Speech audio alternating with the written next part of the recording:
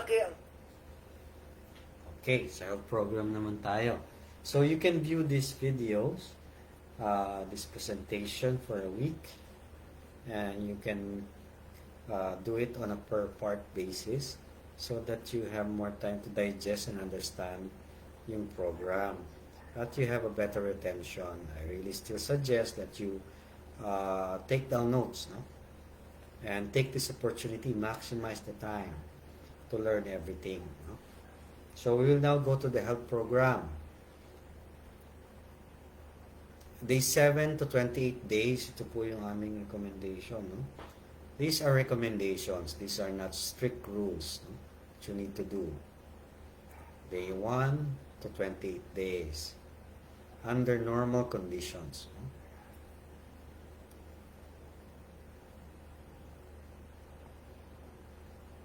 Feeding program, yung using newly chopped young bamboo leaves as a day 1 prebiotic program, no, given with the unpolished rice or brown rice. Para po mga reviews ito, no? Malunggay juice.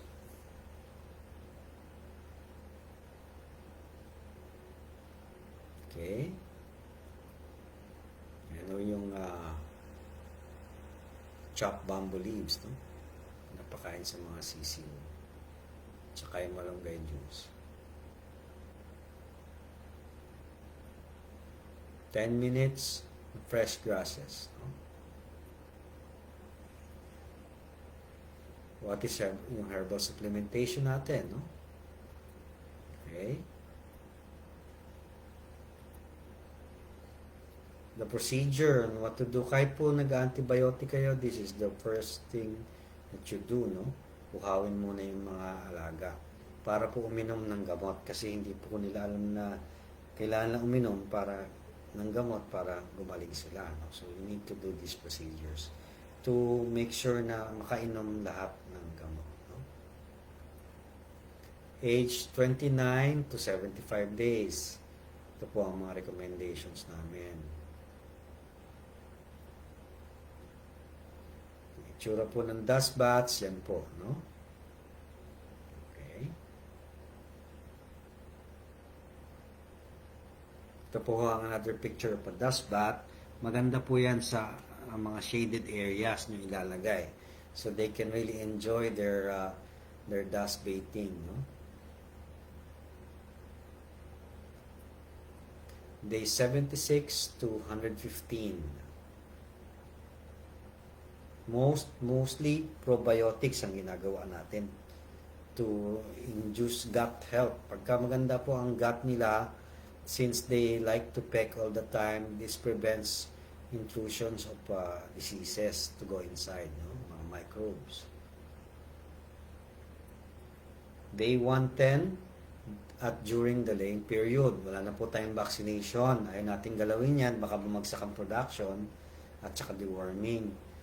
Only alternatives are vitamins and herbals and probiotics po. At 56 weeks, deworm lang po. Then antibiotics are just always on standby kung sakaling magkasipon.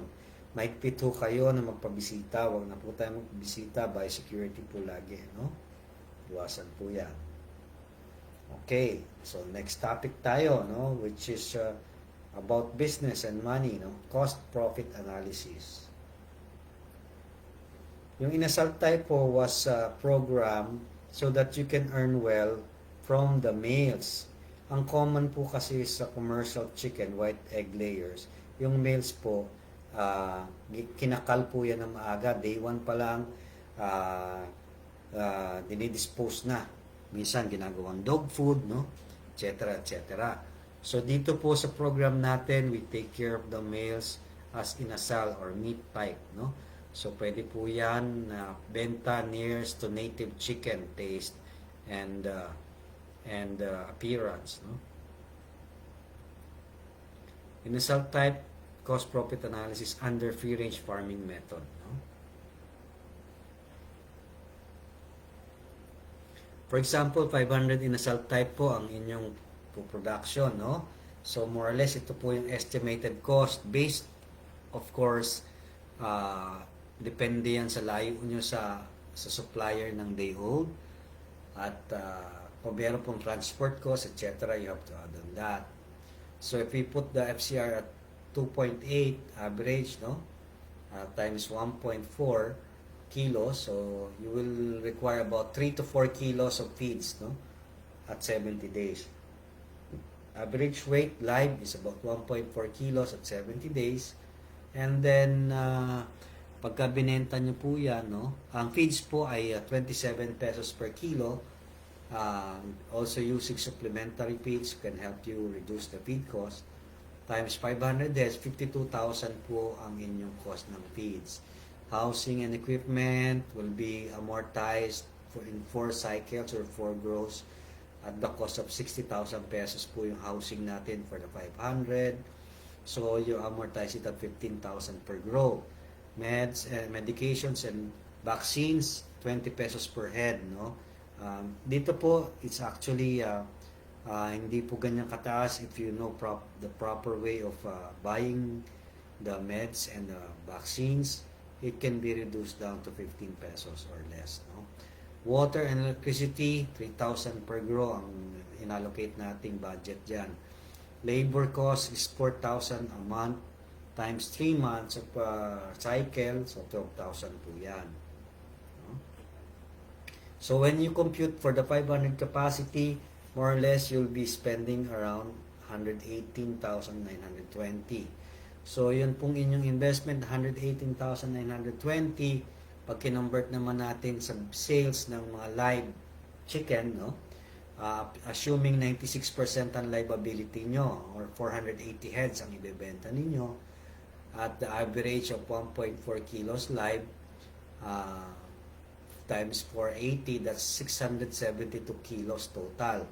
You can have a selling price of 220 per kilo, and then ang gross sales nyo is 147,840 less the cost to produce. So more or less for a 500 capacity, you'll be earning after 90 days 28,920. Estimates po yan. Things can vary, but it is within the achievable levels po. So, depende po sa feed quality, sa weather, sa health, no? Brooding, kailangan po magaling. At saka yung marketing ninyo. Superior F1 eggs po, no? So, dito po ang we producing free-range eggs as a value-added system for small and medium-scale farmers to earn well, no? So, yan po yung mga unang mga posters na ginawa ko for the program. For a 500 layer type capacity, no, profit analysis using the free range farming method. Ito yung mga assumptions niyan. It will produce 280 eggs per hen per year, no, for a 500 heads. Hindi po natin sinama ang labor dito. Okay? So kayo na po ang mag-build in ng inyong labor cost. Depende po yan sa area, case, no, etc. etc. Okay, we have 10% inclusion of supplementary feeds to reduce your feed cost. No? The quality of feeds can affect the health and egg production, so cheap feeds will not produce good number of quality eggs. No need to add males. No? Ito yung mga basic assumptions natin sa 500. And what you can see here is that estimated total feeds of 3,000 kilos. Okay, and then estimated average cost of feeds 28 pesos, 81,000 pesos ang budget na kailangan mo for the 3,000 kilos, no? And then the average feeding during laying period is 120 grams per day. So, and then the brooding cost is 7 pesos per bird. Labor cost is not included. Amortize mo yung iyong bahay for 36 months at 4,000 pesos per month. That's 144,000. And more or less ito po yung rough computation niyan, ano? Total cost at 17 months of production from day old hanggang mangitlog and the whole cycle will be about 763,200. But always remember, by the time na nangingitlog po yung inyong layers, meron na pong cash na pumapasok sa inyo. So, ma-amortize po yan eventually yung inyong puhunan sa pag-grow. So, you don't need to shell out the whole amount, basically. So, you can earn about 497,800 for 500 hens.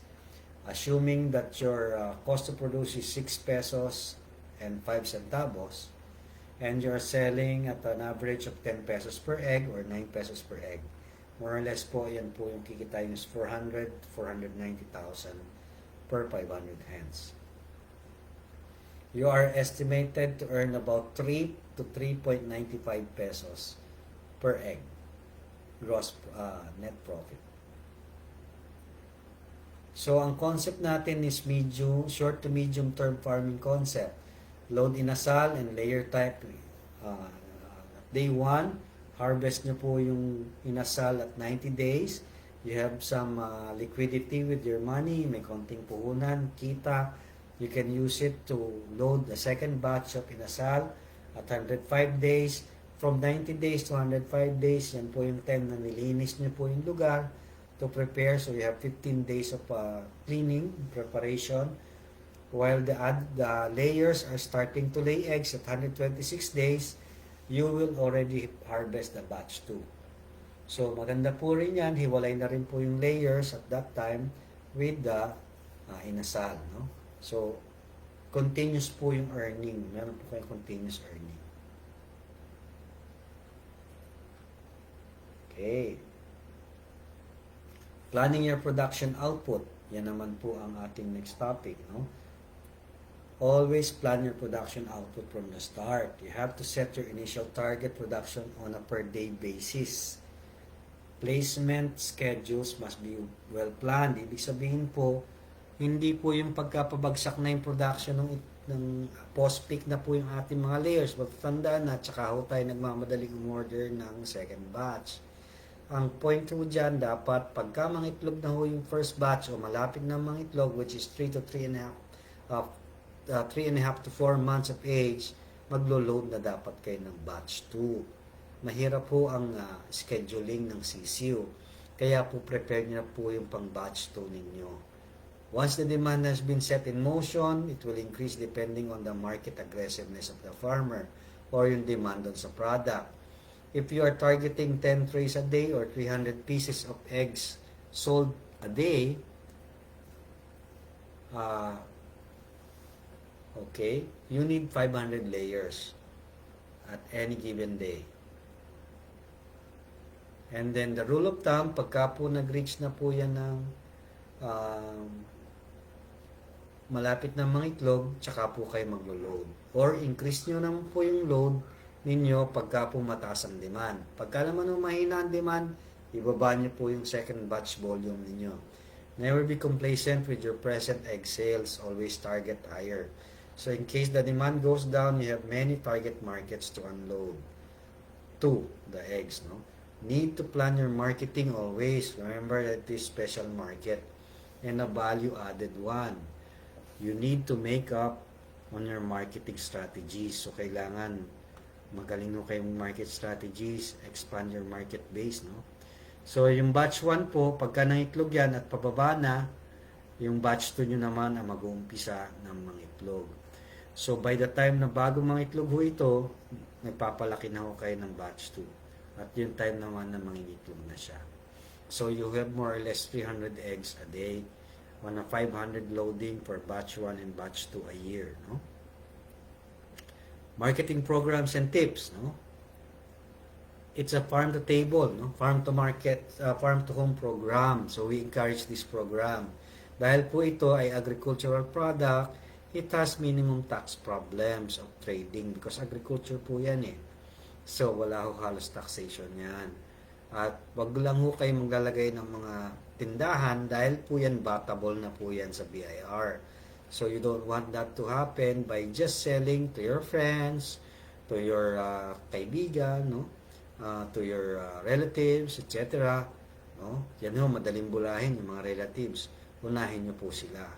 Tapos, so pagka nakita na nilang masarap yung product at nag-continuous, nag-repeat order, just maintain that and expand your market sa mga classmates, sa mga schoolmates, sa mga mga mga magulang ng mga anak natin, yan ang magandang bentahan, no? So, yan po yung ating program na tatahakin, yung parang roadmap na gagawin ninyo. From production to marketing, no? Start out small in your volume while preparing your marketing program. Plan. Nothing is instant in agriculture. Always remember that. Invest. Do not cost cut on the right investments. Keep a tight ship in your farm, especially your caretakers. Okay? Don't just base your business in mass production. Magkukwenta-kwenta kayo, volume ganito, dapat kumita. Hindi po nakukuha sa agriculture yan. Kailangan po reality sa agriculture. So you should go as you grow. Kung lumalaki ang market, tsaka lang kayo mag-build up ng inyong volume. Huwag ho kayong masisilaw sa profit sa dulo. Yan po ang mga common mistakes ng mga newbie farmers. Any agri-entrepreneurship will encounter challenges. Keep your customers well, follow up on them. If they want to see your farm, show it to them. That is the best marketing tool. Pero ngayon po mga may quarantine, bawal po yan. Kailangan po kahit videos, Facebook, presenting your program through YouTube, presenting your farming through your communities, through pictures and videos are enough to encourage them to buy from you. Tapos i-grab na lang yan or to transport na lang po by motorcycle yung inyong mga deliveries, no? Share your technology to create a proactive community. Okay? Do free tasting, no? Mag-sacrifice konti, patikim yung inyong mga produce para po ma-experience nila ano bang difference kung bakit ako bibili ng product na yan, di ba? Taste test, no? Yung mga churchmates natin, agri-expos, no? Ngayon po, wala po tayo niyan, pero later on, educate your consumers, create a write-up, do a blog, no? Do a Facebook, no? Values of producing good quality eggs and chicken meat. Do community seminars later on, or even start out your community groups and teach them through online, no? Ano ba yung target markets mo when you go as you grow? Yan po yun, mga communities na pwede nyo puntahan. Of course, lagi ko pong inuuna mga pamilya at mga kamag-anak. May simpatiko ho sila at sigurado pong madali nyo sila makukumbinse, no? Mga kaibigan. Then the villages, text brigades, FB, no? Online marketing. Tapos health enthusiasts, senior citizens, farm to home nyo lang ho lahat, pati doctors, no? Yung mga weekend farmers, wag na ho kayo magpa-expose dyan. Kayo na lang ho mag-supply kung may mga weekend farmers later on ng inyong mga eggs doon sa mga nagtitinda ron, no? And then eventually restaurants. But if I were you, if I'm happy with the community and my marketing ng farm to home program, I will just stay there. Dahil malaki po ang potential niya. Ang Superior F1 Free-Range Genetics Enterprise are doing this program so that it will be a community-based or provincial-based program para sa inyo. So may meat, may layer. Later on, we will have quail, no? And we are here to assist you with the program, to develop your program in the areas by learning the system properly. Later on, when things are better, we ship nationwide, no? Through bus and air. So, Visayas, Mindanao, and Northern Luzon. Minsan po may nagtanong sa akin, Dok, meron ka rin palang Philippine Rabbit. Hindi po yan tunay na rabbit. Yan po ay bus transport ng unang mga panahon na ginagamit namin at nagpapakita lang kami na ang mga alaga natin matibay sa biyahe at day old. Pwede mong i-transport ng maayos. We deliver nationwide.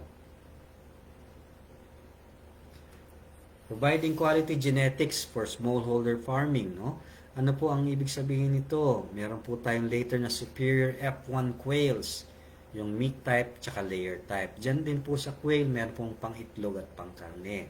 So, ang objective natin with the discipline and learning that you got from this program that we did magkakaroon po kayo opportunity to do other farming methods or other farming system or value-added farming, no?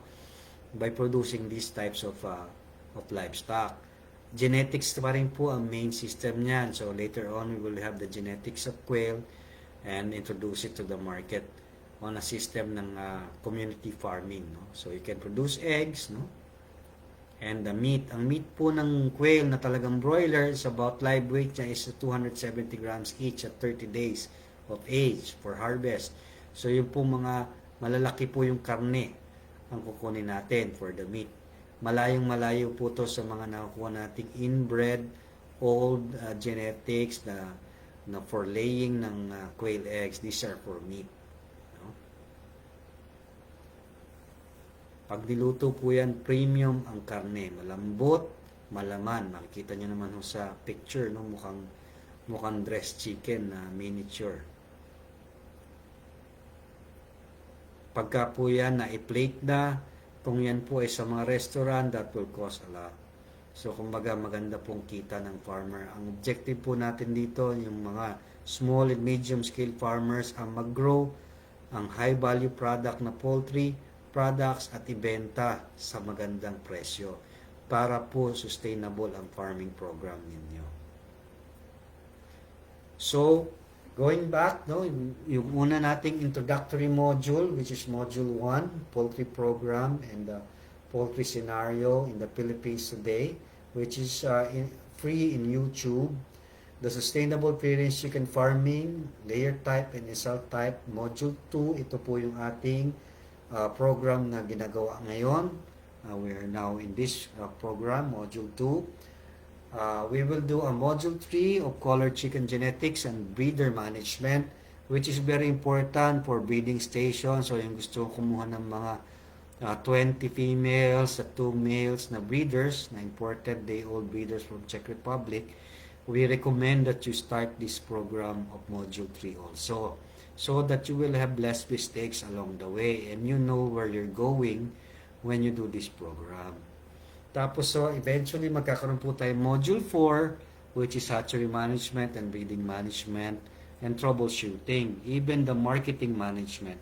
How do you manage your program properly na hindi po kayo nahihirapan, no? And hopefully later on we will have commercial modules like broiler chicken production and white layer production in succeeding modules, and we will update you from time to time, no? For those who are interested in online continuing comprehensive education, please PM us, no, at Dominant Asia Pacific. So pagka po may mga new additional modules kami from experts in the white chicken industry, sa layering, tsaka sa broiler production, we will update you through Dominant Asia Pacific. So please like our page. And then if you have questions, you just message us. For those who are interested to proceed to modules 3 or 4, please include your name, complete name, cell phone number, occupation, city and province, and then which module you are interested into, no? So sa Dominant Asia Pacific Messenger po, you can get all you will be answered within 24 to 48 hours. In behalf of my free range family, no, aming mga anak, ang aking butihing may bahay, si Christina Cruz, we would like to thank you for your time and attention and providing this opportunity to share to you a program that is continuing and sustainable. So thank you very much for your time and God bless. Now we will have our live question and answer portion after 10 minutes. So please stand by and then we will go to the live question and answer after this. This will be at 4 p.m.